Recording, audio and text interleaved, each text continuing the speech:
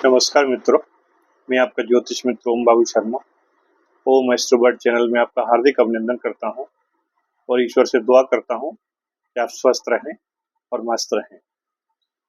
दोस्तों, शनि का जो रक्षक नक्षत्र परिवर्तन है इस समय उत्तरा भाद्रपद से पूर्वा भाद्रपद में होने जा रहा है 3 अक्टूबर को। तो यहाँ ये 28 नवंबर तक अपनी इसी पोजीशन में, वक्री पोजीशन में ही रहने वाले हैं और उसके बाद फिर ये सीधी चाल चलेंगे और रहेंगे इसी नक्षत्र में, पूर्वा भाद्रपद में। ये गुरु का नक्षत्र है, बृहस्पति का नक्षत्र है और चूंकि मीन में शनि गोचर कर रहे हैं, जैसा कि आपको विदित है, तो ये गोचर कैसा प्रभाव लेकर आएगा आप लोगों के जीवन में, इसी विषय पर आज की इस वीडियो में हम चर्चा करने जा रहे हैं। तो आज का जो वीडियो है वो मैं थोड़ा अलग ढंग से आपको समझाने की कोशिश करूंगा इस नक्षत्र परिवर्तन को। सामान्यतः आपने ये देखा होगा कि हम लोग डायरेक्ट राशियों के माध्यम से इस गोचर को समझाते हैं। आज मैं आपको नव तारा के माध्यम से समझाने के प्रयास करूंगा। यानी हमारी जो होरोस्कोप होता है उसमें 9 ग्रह होते हैं और 9 ग्रहों की दशा, महादशा, अंतरदशा, प्रत्यंतर दशा, सूक्ष्म दशा, प्राण दशा, ये सब चलती हैं। और जिनकी महादशा या अंतरदशा जिन ग्रहों की होती है, हमारी जीवन की जो ड्राइविंग सीट है वो उन्हीं के कंट्रोल में रहती है, स्टीयरिंग यानी उन्हीं के हाथ में होती है। तो देखना ये है कि आपकी दशा महादशा किसकी चल रही है और आपके चंद्रमा आपकी कुंडली में किस नक्षत्र में बैठे हुए, किस ग्रह के नक्षत्र में बैठे हुए। मान लीजिए किसी के चंद्रमा बैठे हुए हैं शनि के नक्षत्र में, तो शनि के कौन से नक्षत्र हैं? पुष्य नक्षत्र, अनुराधा नक्षत्र और उत्तरा भाद्रपद नक्षत्र। ये तीन में से किसी भी नक्षत्र में यदि आपके चंद्रमा बैठे हैं तो ये जो शनि का राशि परिवर्तन है या नक्षत्र परिवर्तन है, ये आपके लिए अत्यंत लाभकारी होने वाला है। चाहे वो शिक्षा का क्षेत्र हो, एजुकेशन का, या फिर व्यापार का क्षेत्र हो, बिजनेस का, या फिर नौकरी का क्षेत्र हो, सर्विस का, सभी क्षेत्रों में आपको ये पर्याप्त बेनिफिट्स देगा। धन की भी आपको पर्याप्त मात्रा में अर्निंग होगी। इसी प्रकार से हम बात करते हैं दूसरा जो ग्रह है, बुध ग्रह। बुध ग्रह के 3 कौन से नक्षत्र हैं? आश्लेषा नक्षत्र, ज्येष्ठा नक्षत्र और रेवती नक्षत्र। यदि आपके जन्म के चंद्रमा इन तीनों में से किसी नक्षत्र में बैठे हैं, तब भी ये जो नक्षत्र परिवर्तन है शनि का, आपके लिए ठीक रहने वाला है। आपको मित्रवत रिजल्ट मिलेंगे, ठीक है, क्योंकि ये जो नक्षत्र परिवर्तन होगा ये आपके 8वें नंबर के तारा से होगा। ये नव तारा होते हैं, 9 तारा। इनमें जो है हमें देखना होता है कि हमारा जो चंद्रमा है वो कौन से नक्षत्र में बैठा हुआ है। 9 तारा कौन कौन से होते हैं मैं आपको बता देता हूँ। जन्म तारा पहला होता है, दूसरा संपत, तीसरा क्षम तारा, चौथा विपत तारा, 5वां प्रत्यय, 6वां साधक, 7वां बद तारा, 8वां मित्र और 9वां अति मित्र। ये 9 तारा होते हैं। इन्हीं के आधार पर हम देखते हैं कि हमारी दशा महादशा कैसी जाएगी या ये समय हमारा कैसा रहेगा। यही ताराबल के बेस पे हम देखते हैं। तो इसको हम अभी उल्टे क्रम में चल रहे हैं, यहाँ पे ऐसे चलिए, क्योंकि शनि का बैठे हैं मीन में, है ना, अंतिम राशि में है। तो शनि से हम शुरू कर रहे हैं, इसलिए ये जो है क्रम हम अति मित्र से शुरू कर रहे हैं, 9वें तारा से शुरू कर रहे हैं ना। यदि शनि के 3 नक्षत्र में बैठे हैं, उस समय अनुराधा में या उत्तरा भाद्रपद में आपके चंद्रमा, तो ये आपके लिए ठीक जाने वाला है समय। बुध के में बैठी हैं अश्लेषा में, ज्येष्ठा में, रेवती में, तब भी ठीक जाने वाला है क्योंकि ये मित्र तारा है। अब बात आती है केतु की।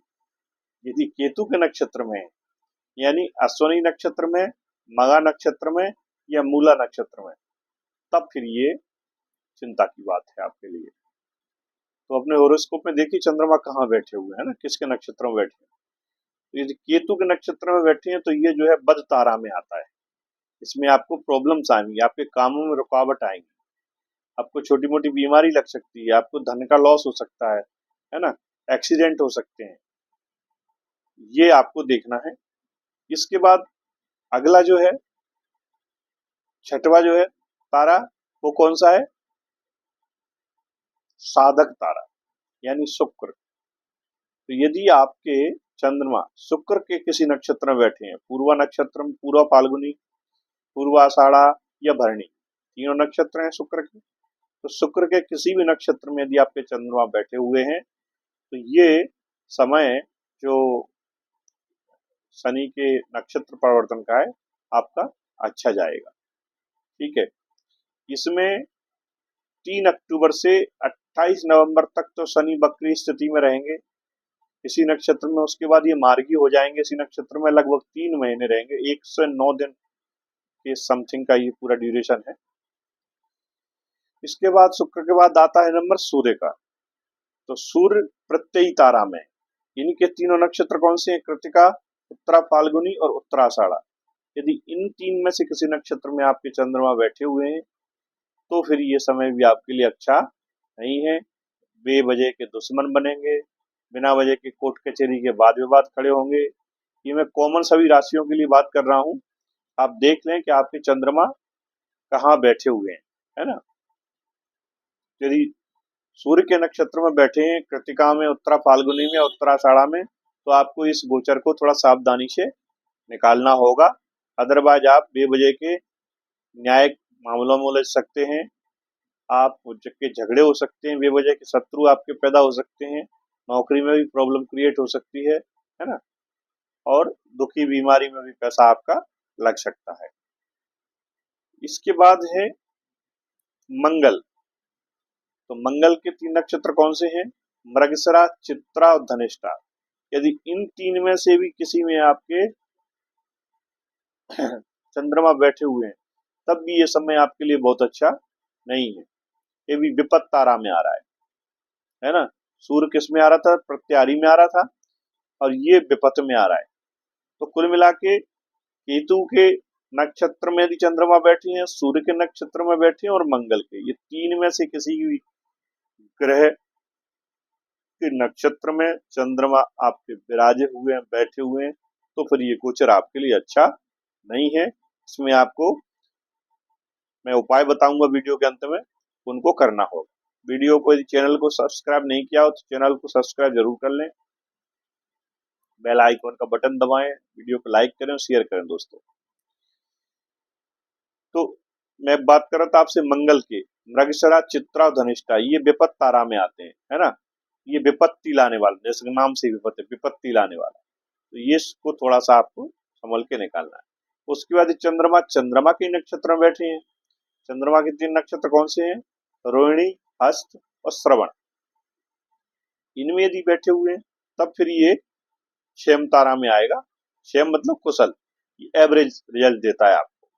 शायद धन से संबंधित हो, स्वास्थ्य से संबंधित हो, नौकरी या व्यापार से संबंधित हो, जनता में या परिवार में, समाज में आपकी इज्जत और नेम फेम का सवाल हो, सब एवरेज रहते हैं, इसमें कोई दिक्कत नहीं आती। इसके बाद आपका आता है राहु के नक्षत्र। राहु के 3 कौन से नक्षत्र हैं? आद्रा, स्वाति और सतविशा। ये संपत्त तारा में है, ये भी अच्छा है, एवरेज, ये भी ठीक रिजल्ट देता है ना। संपत्ति बनती है, जैसा कि नाम से विद्युत द्वारा संपत्ति यानी संपत्ति देने वाला, आपकी प्रॉपर्टी में इनहेंस कराएगा। आपकी छोटी गाड़ी है, बड़ी गाड़ी आ जाएगी, है ना, छोटा भवन है, बड़ा भवन मिल जाएगा। तो संबंध आपके बढ़ेंगे, नेटवर्क बढ़ेगा आपका समाज में। यदि आप राजनीति में है तो आपको अच्छी सफलता मिलने वाली है। तो ये जो संपत्त तारा है ये सेकंड नंबर का तारा है ना। उसके बाद लास्ट आता है जन्म तारा। तो जन्म तारा में कौन आएंगे? गुरु आएंगे, गुरु के नक्षत्र आएंगे। गुरु के 3 नक्षत्र कौन से हैं? पुनर्वसु, विशाखा और पूर्व भाद्रपद। ये तीनों नक्षत्र गुरु के नक्षत्र हैं। तो यदि गुरु के नक्षत्र में आएगा तब भी आपको अच्छे रिजल्ट देगा। जन्म तारा जो होता है उसमें एवरेज रिजल्ट आते हैं, ना बहुत अच्छे ना बहुत खराब। जितना मेहनत करोगे, परिश्रम करोगे, वैसे ही आपको रिजल्ट मिल जाएंगे। तो ये कुल मिला के जो शनि के नक्षत्र परिवर्तन का प्रभाव आपके हॉरोस्कोप पर या आपके जीवनचर्या पर, दिनचर्या पर, जीवन चक्र पर पड़ने वाला है, वो मैंने नव तारा के आधार पे आपको ब्रीफ करके बता दिया। अब आप अपने हॉरोस्कोप को देखिए और देखिए उसमें चंद्रमा कहाँ विराजे हुए हैं, कौन से नक्षत्र में विराजे हुए हैं। कई लोगों की कुंडलियां ऐसी भी होंगी जिनमें जैसे मंगल, सूर्य और केतु, ये जैसे मैंने आपको बताया ना, ये तीनों एक साथ मान लो बैठे हुए हैं, तो फिर विषय गंभीर हो जाएगा उसके लिए। उसको फिर हनुमान जी की शरण में और शिव जी की शरण में जाना ही पड़ेगा। उसको महामृत्युंजय जाप करना चाहिए, उसको रुद्राभिषेक करना चाहिए और ओम नमः शिवाय के 1.25 लाख माला उसको, माला के जाप उसको करना होंगे, तब इस संकट से उबरेगा। क्योंकि तीनों खराब ग्रह जो किसी भी भाव में बैठ जाते हैं तो उस भाव को बिल्कुल खराब कर देते हैं। उस भाव से संबंधित चीजों का आपको बहुत लॉसेज होते हैं, चाहे उस भाव से रिलेटेड रिश्ते हो, उस भाव से संबंधित संपत्ति हो, तो उस भाव के कारकों को खराब कर देते हैं। उम्मीद करता हूं दोस्तों मेरे द्वारा दी हुई जानकारी आपको ठीक लगी होगी।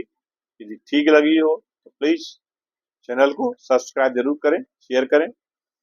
उपाय इसमें यही है कि आप शिव जी की सेवा करिए, सोमवार के सोमवार रुद्राभिषेक करिए, ओम नमः शिवाय का जाप करिए। ठीक है, अगर आप महामृत्युंजय जाप का जाप कर सकते हैं मंत्र का, तब तो फिर और अति उत्तम है, आपके लिए इससे अच्छी बात क्या हो सकती है।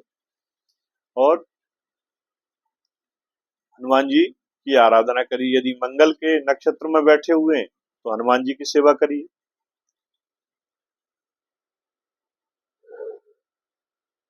यदि सूर्य के नक्षत्र में बैठे हुए हैं तो आपको सूर्य को अर्घ्य देना है, सूर्य को शांत करना है और गायत्री मंत्र का जाप करना है।